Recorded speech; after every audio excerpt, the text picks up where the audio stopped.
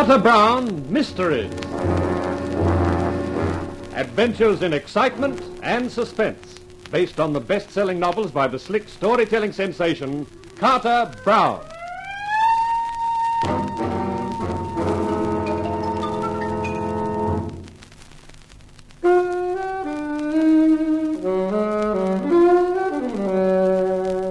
People have often told me how much they envied me.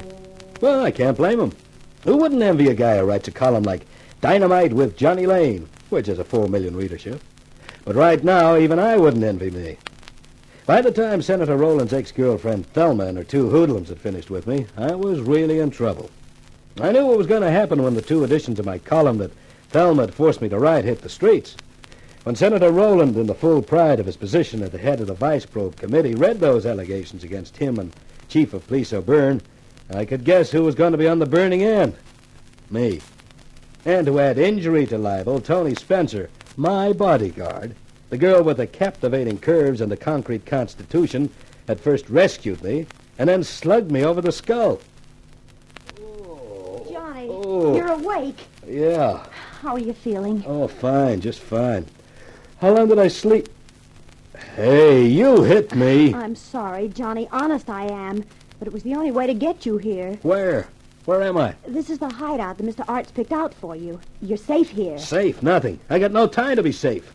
I remember now. I got to get to the paper. I got to stop them printing those columns. I'm afraid it's too late for that, Johnny. What do you mean? The paper won't go to bed for a couple of hours yet. It's already been to bed, Johnny. And so have you. For 3 days. 3 days? Oh, don't scream like that, Johnny. You'll burst an eardrum. I'll just burst. I can't have been out for 3 days just from a tap on the head. Of course not. I dosed you with a sleeping draft every time you woke up. And those columns, they've been published? Yes, Johnny. And I don't know what you're so worried about. I think you're wonderful. To have the courage to say what you did about the senator and the chief of police. They gave it a special treatment both days. Ran it right on the front page with a heavy black border around it. My obituary notice. Hey, but that only covers 2 days. How about today's issue? What did they run today? A statement saying you hadn't had time to write your usual column, but that they confidently awaited the proof you're sure to bring in. Oh, they were awfully nice, Johnny.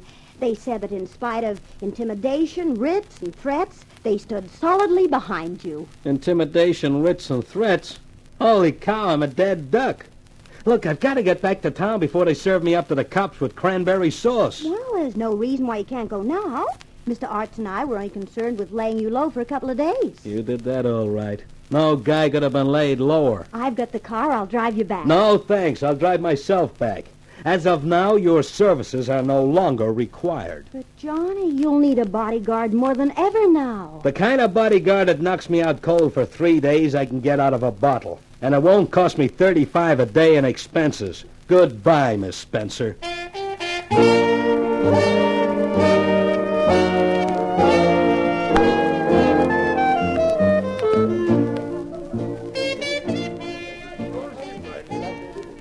Monsieur Lane, I am so happy to see you. We have missed you. You're going to miss me a lot more in the future, Jules. For a number of years, I should imagine. You are going away, Mr. Lane? Sing Sing, Alcatraz. State hasn't made up its mind yet. But it will, Jules. It will. You would like a bottle of your usual? 2. With pleasure. I will fetch it myself.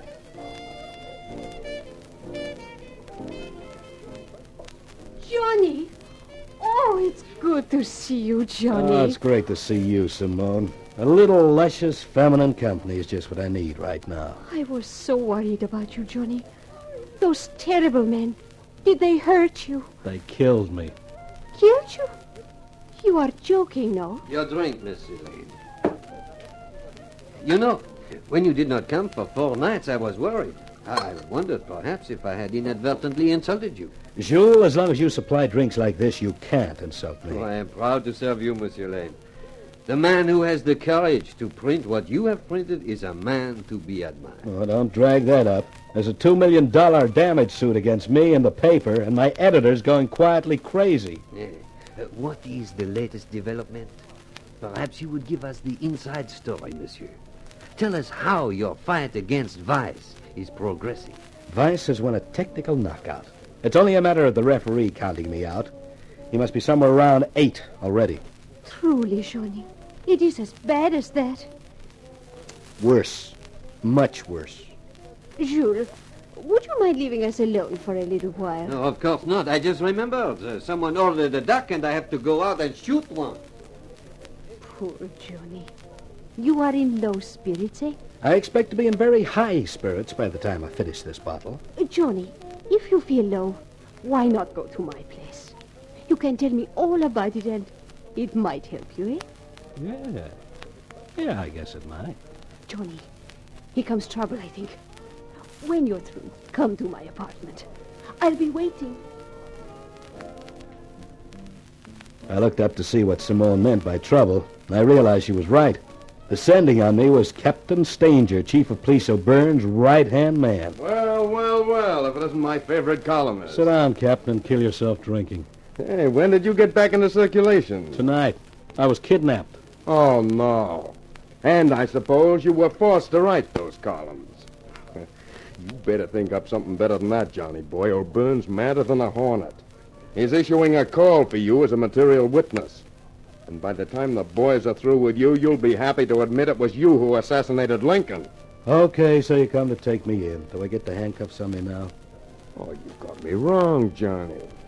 I'm not taking you anyplace. Officially, I'm off duty. And officially, I don't even know that you're wanted. I just dropped in for a friendly chat. I don't get it. Why should you bother to tip me off? I'll tell you, Johnny. I think you're in a spot. Give me an original thought. That somebody must have tipped you off to print that stuff. Somebody who knew what they were talking about. After all, they were right about Albert Ferraro's killing, weren't they? You mean they could be right about Senator Rowland and Police Chief O'Byrne? No, did I say that? I just figure that if I were you, Johnny, I'd find out and find out fast before you even got a chance of finding out. Before you got bruises where your body used to be. I'd think it over, Johnny. And you don't have much time. Well, be seeing you, Scribbler. I watched him go, wondering whether he was crazy or me. Then I pulled myself together and left the club. Destination, Simone's apartment. When her door opened, I thought, she'd changed suddenly. She was wearing a suit and had developed a blue shadow on her chin. And I realized it was her Adagio partner, Simon. Come in, Mr. Lane. I've been expecting you. Simone was caught up with some business, so I have taken her place. You won't mind if I say that it's not quite the same? Still, perhaps I can persuade you to put up with it. You know, I envy you, Mr. Lane. A columnist of your renown must have a fascinating life. Yeah, it's all right when you can keep on living. It's the dying that's the tough part. Pardon?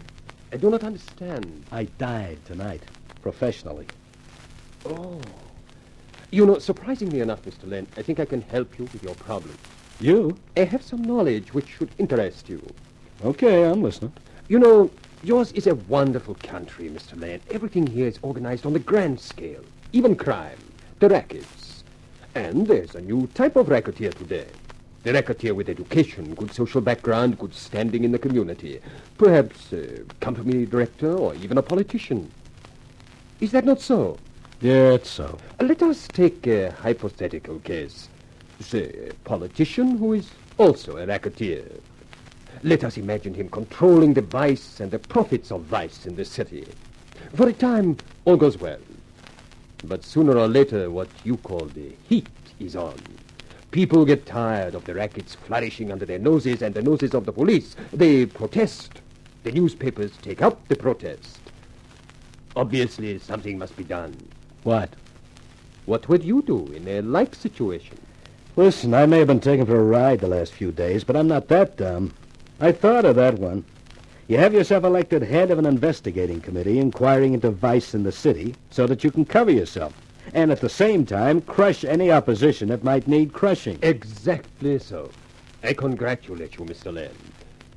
But this opposition you speak of is, of course, part of the politician's own crime organization. Oh, I didn't know that. Why should you? It is that part of the organization that is being squeezed too much, bled just a little too much by the politician.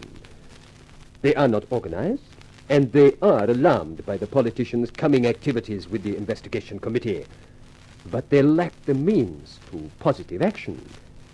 And then the politician does something very stupid. He throws over his girlfriend, Thelma, whom he had confided in too long and too much. Precisely. And Thelma has some knowledge of events to happen. In particular, she knows that one member of the opposition is still working for our politician. Let's just call him Roland, huh? I'm getting tired of this hypothetical case. Very well. So, Thelma knows that Ferraro, who is supposedly one of the opposition, is still working for the senator. He is to give evidence at the first hearing of the investigation committee. He will reveal the activities of all the people in the senator's organization whom the senator wishes to get rid of. So Roland didn't have Ferraro killed. On the contrary, the opposition had him killed. Just where do you fit into the picture, Simon? I am a member of the opposition. It was handled cleverly, I think. Ferraro's death served a double purpose. It prevented him giving information, and it served as a warning to the senator. And then what? And then we used our master stroke. We needed widespread publicity for our scheme to work. And what could be better than a columnist with a readership of 4 millions? You, Mr. Lane. Don't you feel flattered? I feel slightly sick. So I was taken for a ride. All the way. First, you were given several items to publish. Then all that was needed was to move you out of the way, persuade you to write what we wanted you to write, and make sure it was published. At first, it seemed as though our plans came unstuck when your friends rescued you. But fortunately, they hid you away as well as we could have done ourselves. What happens now? Now, it is a sad scene, Mr. Lane. But you will appreciate that the situation cannot remain static. At the moment, the police and Senator Roland are allied against you. Your own newspaper will discredit you. So the public will begin to doubt your allegations. But one thing would convince them that you were telling the truth. What's that? If you were to be murdered, What? then people would be convinced that you had been right and that you had been murdered to prevent your presenting the proof of your allegations. It is not a bad prospect, is it, Mr. Lane? Once you are dead, you will be a national hero, a martyr. Think of the honor and glory. I'm thinking of what comes before that. Oh, don't let it worry you. It will be a quick end. Don't struggle, Mr. Lane. Accept the inevitable. We experience the greatest adventure that life can offer. Death. I as the giver, and you as the receiver.